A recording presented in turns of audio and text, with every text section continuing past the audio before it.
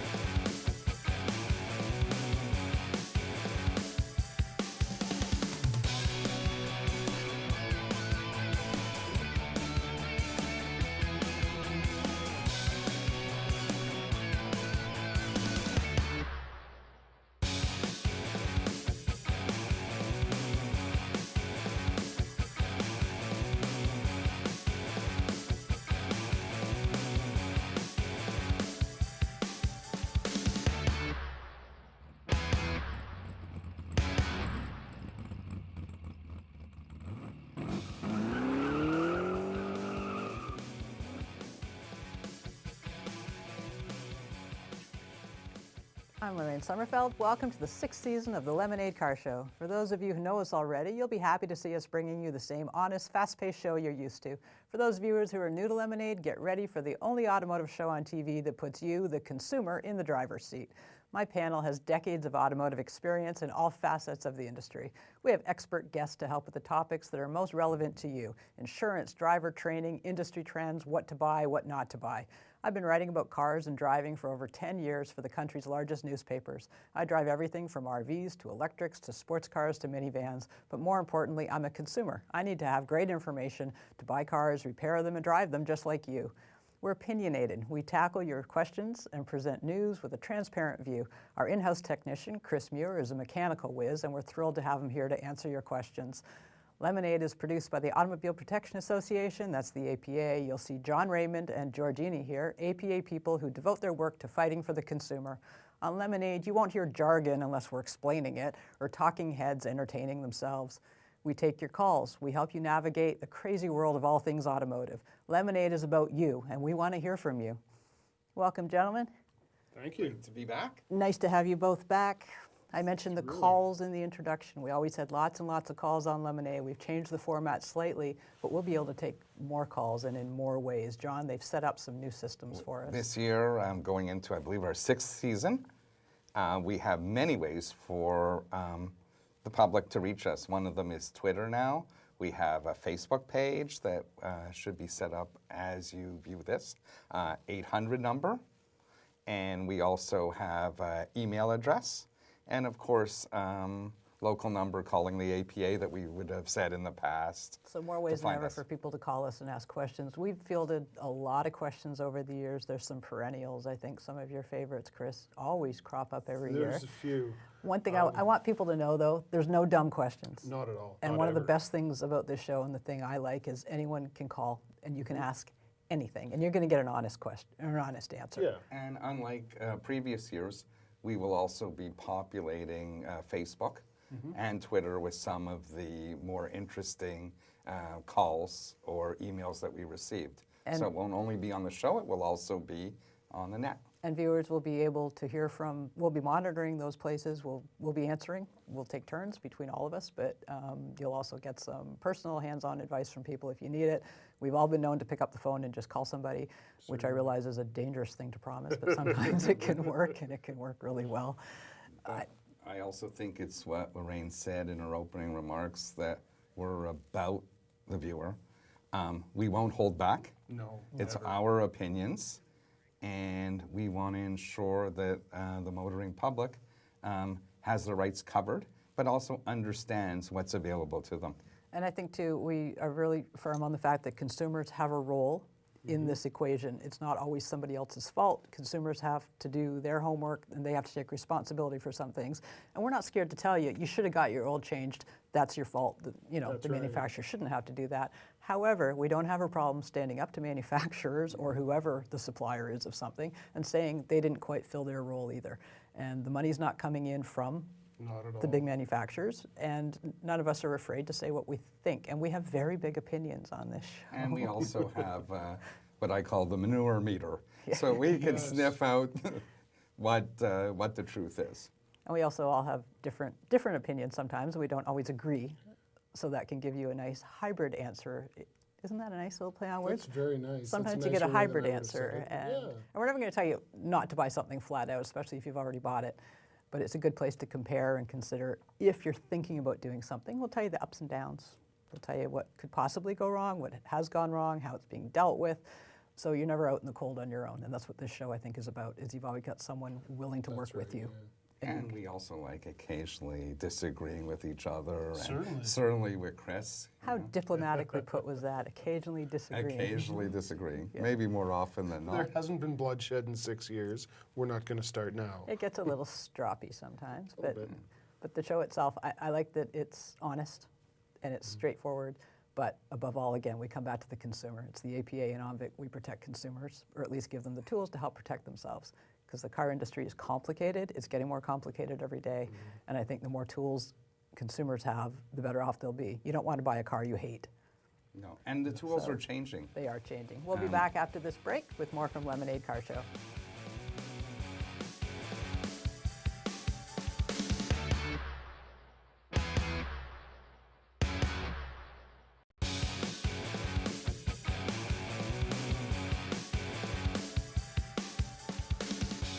I am lucky enough to be joined now by George Iny. You're the president of the Automobile Protection Association, the APA. The APA backs this show. You produce it, and I love working with you. Can you tell viewers why this association is so important? Well, we represent the consumer. So the APA is really the consumer side in the automotive world. And so we're in between the customer or the end user and government, car industry, oil companies. And so what we try and do is be a voice for consumers. I think there's never been a more important time. This industry is changing so quickly. It's very overwhelming for people buying cars, whether it's new or used cars, trying to find mechanics, trying to ascertain just what they need to do in this industry. I've never been so overwhelmed with letters from viewers and readers, and I know the APA has kept pace. Your website is up to date all the time. What's some of the information people can find on the website? So it's open to the public. It's not really like a club site. Here, the information is mostly available to the general public. You'll see car reviews, and these are unbiased, kind of no holds barred. Oh, they are. Yeah, we have unbiased. also, we visited dealerships in several Canadian cities, the major cities, and so you have the results for the actual dealer you might be visiting. What we found when we went in with cameras rolling and secret shoppers. So a lot of people might have seen these on W5, the hidden camera investigations that you do, trying to make sure that dealers are staying honest. Right. So what we do with W5 is an investigation that airs on their network for half an hour, and that's sort of a highlight reel. Yeah. But we actually put all the findings on the site, and dealers who passed as well as dealers who failed, and it will show you what the common tricks are in your city. Like it actually varies. There's very big regional differences people don't realize in how cars are sold on the ground. So you're actually, in Calgary, you need to be more like kind of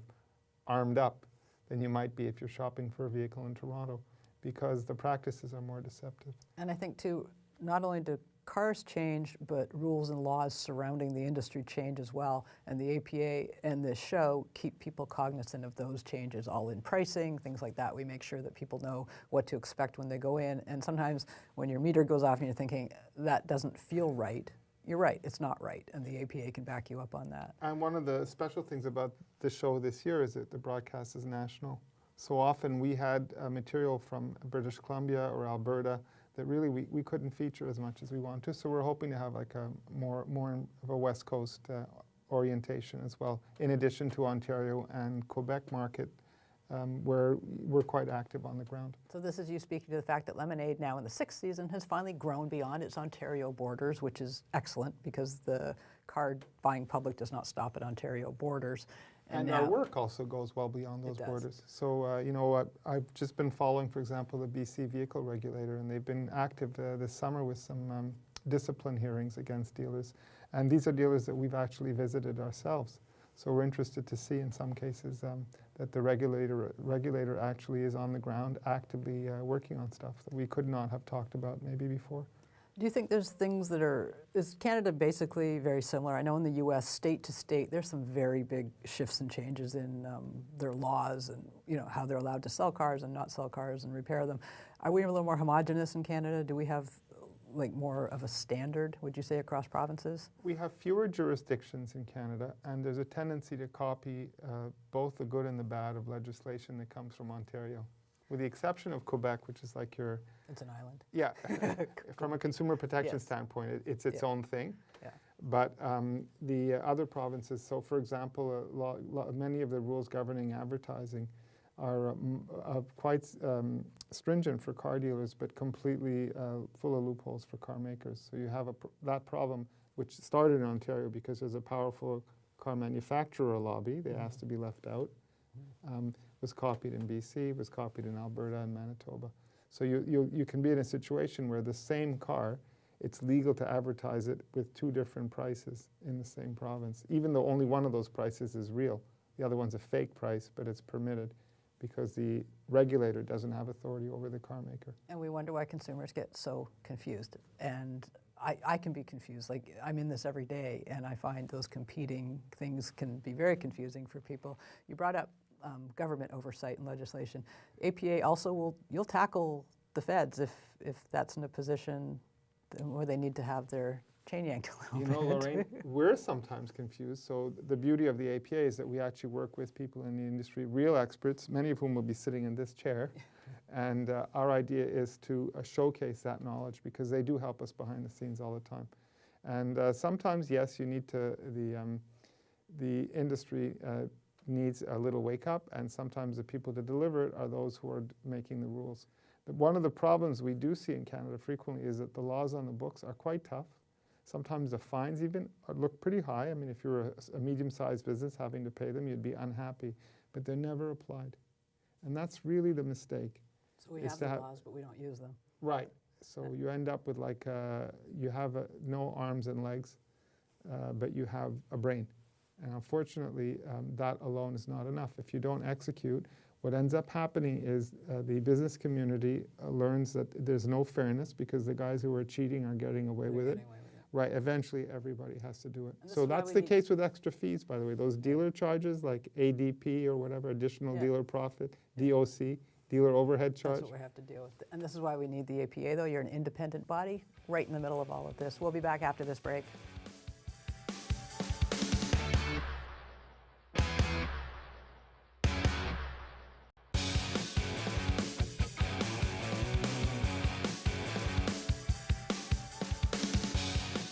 Back for my favorite segment, Ask a Mechanic. Chris Muir is joining us back on the panel. George Iny remains. We have actually got a call that came in. We're going to listen to it over the studio speaker.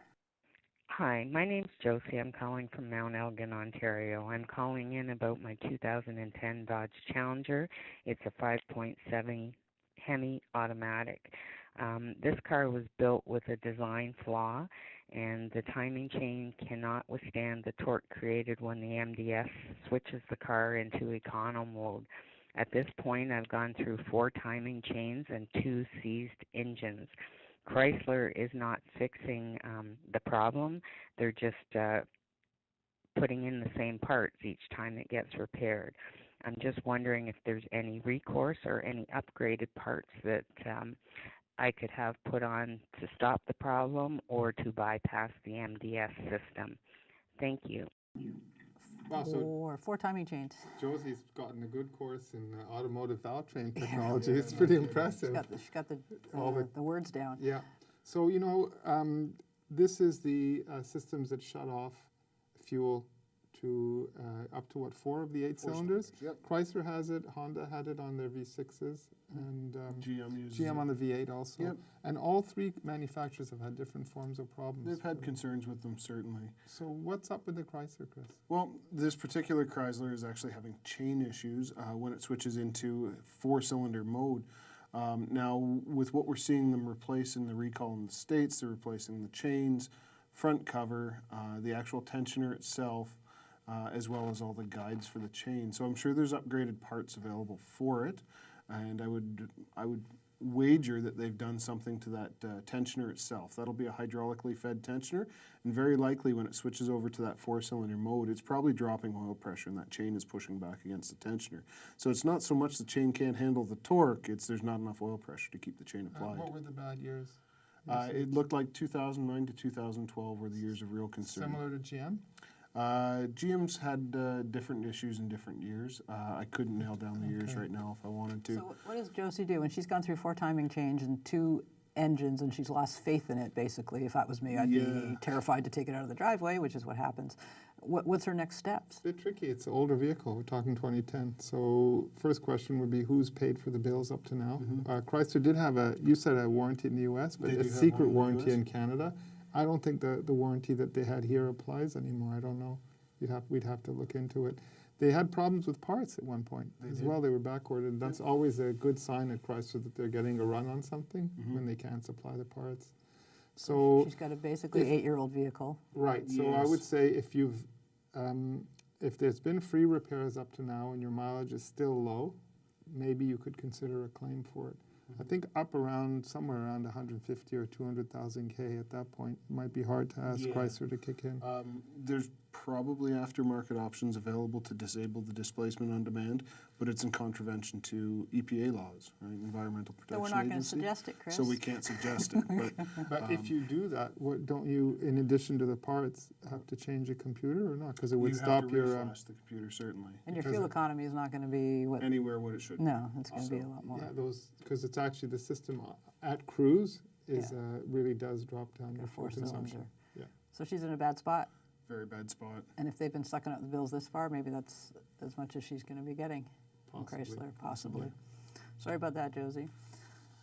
Another question, I want both of you to talk about this. I'm going to go to you first, George. I'm buying a car and the dealer is scaring me into buying all sorts of things I don't think I need. What should I do? Well, first of all, dealers make relatively little on the car.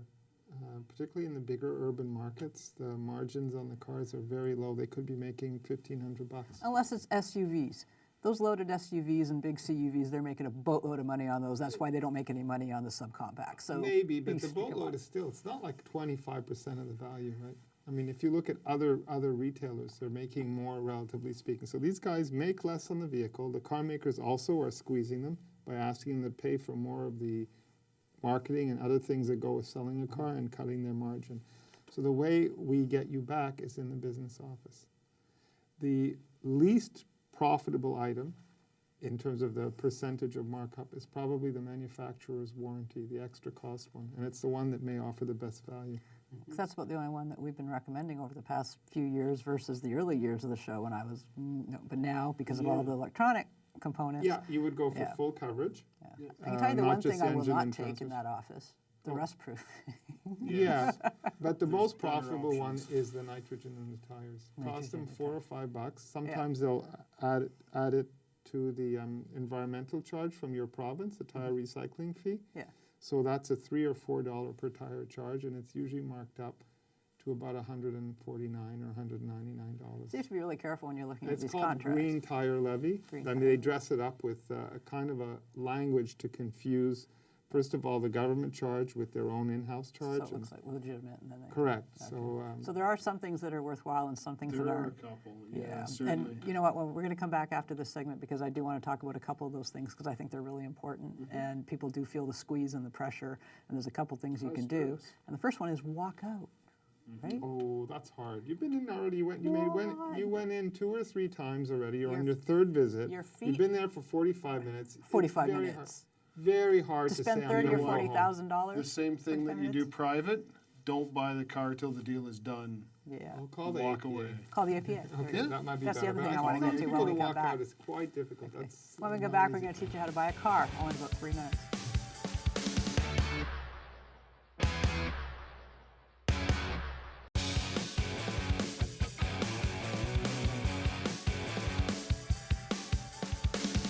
Welcome back to the Lemonade Car Show. I'm joined by George Iny with the APA and Chris Muir. He's our mechanic, always. Professor. Professor Chris Muir. Yeah, we have to do that. As of this fall. As of this fall. I want to remind viewers, we'll take all your questions, anything you have for us. You can reach out to us on any of the contact info that appears on your screen throughout the half hour. We want to hear from you. Right now, we have a call that came in ahead of time for the show, and we're going to listen to that now. Yes, hi. I have a 2003 Pontiac Vibe, and today the odometer quit working at 299,999 kilometers.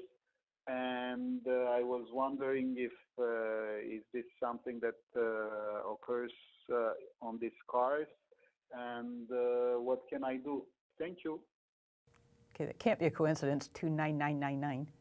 That's the 299999 Matrix, Corolla, and I think also I learned Prius. the Prius. Yeah, a right? couple years of Prius. Yeah. What's it mean? The Toyota, somehow due to a programming error, the odometer stops at that mileage. And that's for like 2003 till 07 roughly, or 08. So Yeah. Chris, how do they fix it? Can they fix it? Well, it's not a cheap fix. They replaced the cluster on the car in order to get it fixed. That can get About spendy That's 500 spendy quick. Yeah. Plus Toyota- labor. Yeah. on So a car with somewhere around 300,000 kilometers on and a it. market value of $3,000. Yes. Well, The Priuses might be worth more, but maybe Little bit even more. less at this point for the Matrix. the Matrix would be less. Well, the certainly. upside is no matter when you sell it, it's got That's 299,000 not so good. kilometers. We were worried. Yeah. It would be hard. I mean, if you spin a car back to 29999, you're not going to have made that much money, even Yeah, if you that's drove true. it more. Yeah. But it was a concern for us. Toyota did have a secret warranty on this for a while. They were actually extended it, I think, up to about 7 years. They were, wow. yeah, they were covering the repair, but I don't believe they ever notified owners, and that coverage has now expired. So what I think it's, shame on car makers. If you do something like that, if you're not going to extend the coverage, they should have dropped the price of the part. If it was $100, it might not be as onerous. Because a you need to repair. know what your mileage is for oil changes and for maintenance and There's everything other else. reasons And as to well. keep it Legally. legal. Yeah, keep it legal. If you're declaring a mileage at the time of transfer and you I put keep forgetting the legal stuff. To me, right, it's like the because maintenance. in many provinces, either when you go for inspection or when you go for transfer, you're supposed to declare a mileage. Yeah. And if you don't know, that's different. Oh, and People insurance and think everything. spun. Yeah. Yeah. Right. So what can he do? He's either got to take it upon himself to replace that cluster, or keep the car forever and not care or know That's right. what the mileage is, or keep Yeah. track of it. Maybe as a first owner, try a Yeah. Toyota dealer and see if they can get Toyota to go to Some bat. I think goodwill. probably not, but if they would be willing, let's say, to split the bill, Yeah. something that Toyota sometimes does. So if you like the car and it's been good to you, it might be at least worth Well, asking. no, I don't think it's about the car being good to you. I don't know. Like, No, it's, if it's it's- clearly it's an electronic glitch. It's like a Y2K glitch. Car's going to be good for you, but yeah, somebody should have come to bat because they know it's a problem. now tell me, when you're reselling that, When you're what reselling happens if that- it's not working? Well, What do you declare? technically you can't really resell a car with a invalid odometer unless it's been labeled as such, right? We were replacing clusters in General Motors trucks and we couldn't reprogram the mileage and we would have to put a door sticker on. The mileage is this plus the cluster, right? So So that's the way to do it. Okay, thanks for the question. Now we have one that was a write-in, and I don't know who this is for, so I'm just going to throw it to both of you. I had all sorts of electrical issues with my vehicle, which is parked outside. Finally, I was told by my dealer that the wiring was damaged by animals, and the repairs, which cost a couple of $1,000s, would not be covered under warranty. That's right. Yep. The So your varmints got his car. electrical wire insulation, soy-based, so it's environmentally So it's friendly. food. It's crispy critter. Crispy Chris. Yeah, absolutely. It's Yeah. animals They're making love stuff it. out of corn We've as seen well. it, and yes, so we've seen it on Hondas, Ford. Audi, Ford. GMs. That's Ford's right, doing yeah. a ton of stuff with What do you that. do about it? GMs on the top, the critters like the nice warm block or the nice warm rocker cover. The injector wire's in the way, they'll chew through that. So we either make a repair on the harness, or if it's in horrible shape, you have to replace the harness. And warranty is for manufacturer defect. It's not for your fuzzy wuzzies chewing through it. Well, now it used to just be about a warm place for critters to hide. Now they have a buffet once they get in there Well, because of all So what could the the. repair cost? plant-based. If you have to do a harness. Honestly, if you have to do a harness, it depends on what the manufacturer wants to charge you for a harness. I've seen harnesses in the $5,000-$6,000 range for an engine harness, plus the labor to put it on. These things can be through firewalls, underneath major components, through major components. You could be into 10 grand pretty quick So on this some is proof cars. with all the new tech, which is fabulous. It is new, and we are discovering new problems that come along with the new Absolutely. I read somewhere that there's tape you can buy that has hot peppers on it or something. Yeah. I'm sure there's probably sprays That's and not tapes mean. and everything else. How much do you pay to have it installed as a possible wrap all your preventative wires? measure, right? You're going to do a harness job, so instead of paying that 10 grand, you pay the 4 that the labor would be to replace the harness, to dig it out from everywhere, wrap it in No, cayenne but tape, and there's put no it way you back could in. just do what's exposed under the hood if you're parking It's outdoors. never what's exposed under the hood what they chew. These beautiful beauty covers, Yeah. they've got all this insulation on them, and They they go for make a the nice little insulation. bed out of the insulation underneath the beauty And cover. then start eating. Yeah.